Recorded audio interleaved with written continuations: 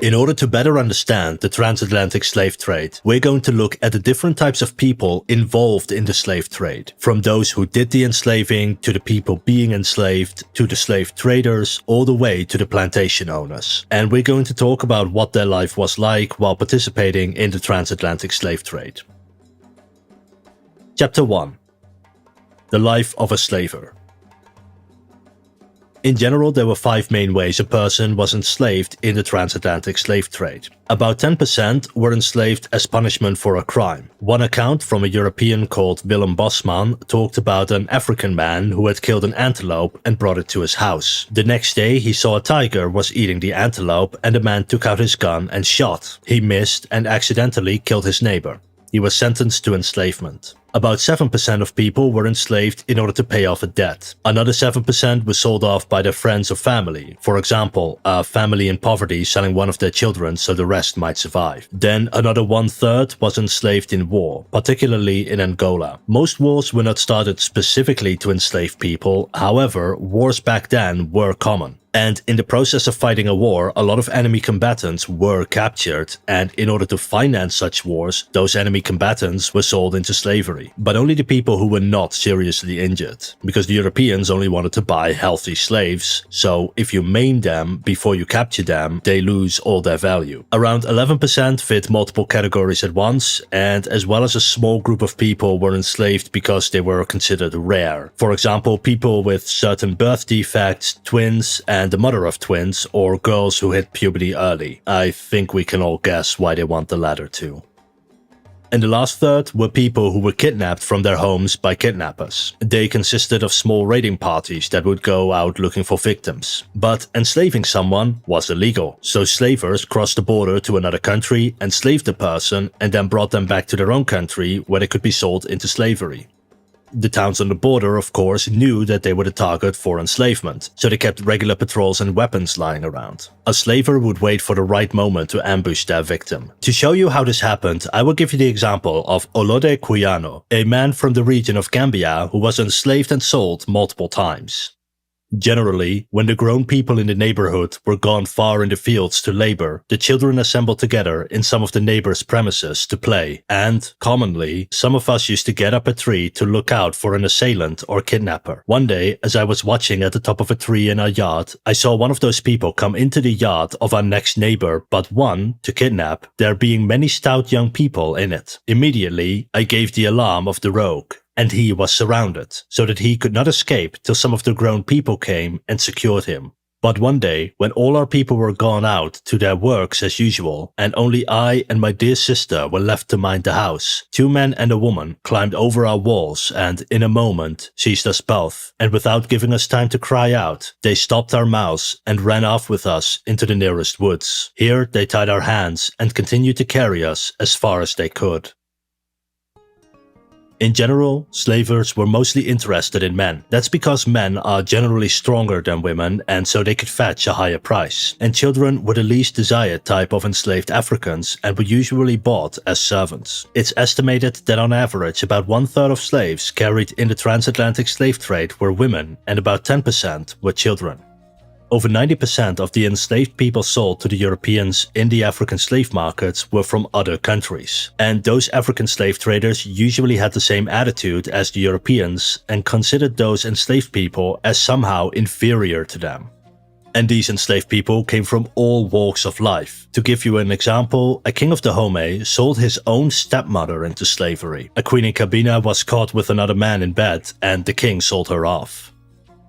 After a person was enslaved for whatever reason, they might be hundreds of kilometers away from the nearest slave market. Regardless of how you obtain your slaves, you don't want to march that distance just to earn money, so they would sell their slaves to slave caravans. An enslaved person was usually sold for roughly 5% the price that someone would pay in the Americas. Those slave caravans then brought dozens of recently enslaved people and took them towards a slave market closer to the coast. There, multiple slave caravans would sell their enslaved people to larger slave caravans who could have up to 1,000 enslaved people in their entourage. Along this journey they would have to pay taxes as well as food for the enslaved people. This significantly increased the price of an enslaved person. A slave caravan generally walked 7 to 8 hours per day, starting early in the morning when it was cool and resting in the afternoon when it was hot. To prevent them from escaping, 2 slaves were chained to each other by the foot. Those who tried to escape were given special heavy chains that prevented them from running, but they were still expected to keep up. There is an account from a man called Mr. Park, who traveled with a slave caravan from the Sirawuli people. He recounted that one of the enslaved people struggled to walk for the past 3 days. Along the way, the caravan met 26 people carrying muskets and iron. They had just come back from a slave market with European goods. The caravan exchanged the slave for a young girl belonging to one of the townspeople in the next village, indicating that an injured adult male slave was worth the same as a child. This girl was unaware of what was happening to her until the next morning when she was dragged to the caravan and chained up. Mr. Park wrote that, "Never was a face of serenity more suddenly changed into one of deepest distress." Even after writing this, Mr. Park was still a big supporter of the slave trade. Chapter 2. The Life of a Sailor. While the slave caravans were bringing enslaved people to the slave markets, the Europeans meanwhile had to actually pick them up. And if you wanted to start trading in slaves, you had to invest your money into a slave expedition. Usually, several wealthy people put their money together to fund it. These investors were usually not slave traders themselves, and instead had other businesses. Funding a slave expedition was usually a way for them to invest a lot of money into a business venture, because a slave expedition was incredibly expensive, but if it succeeded, you earned a lot of money. The same way that today rich people might invest tens of millions in a startup company. Firstly, they had to find a captain. Most captains did not own their own ship, because if you were rich enough to own a ship, you were rich enough that you didn't need to risk your life on the open ocean. So they would have to interview various captains. The job of a captain did not just include commanding the ship, but also negotiating prices, maintaining morale, preventing slave rebellions, and dozens of other little tasks. A captain who had no experience being at sea was rare. Instead, they were usually the sons of merchants or minor nobility who started out as an officer and worked their way up towards becoming a captain over the course of several voyages. Most people who became captain did not do it because they liked the job. Being the captain of a ship traveling the ocean was dangerous. You could run out of food, your ship could be attacked, or your crew might just throw you overboard. Being a captain was a way to make money and move up in the social hierarchy. They usually didn't have better opportunities in life and were the sort of people who were willing to risk their own lives in exchange for wealth. An average captain would earn about £5 per month for their work, which was quite a lot of money at the time. Most captains, when they earned enough money, would stop being a captain and settle down somewhere, often becoming slave owners themselves. A lot of slave plantations were started by the captains of slave expeditions.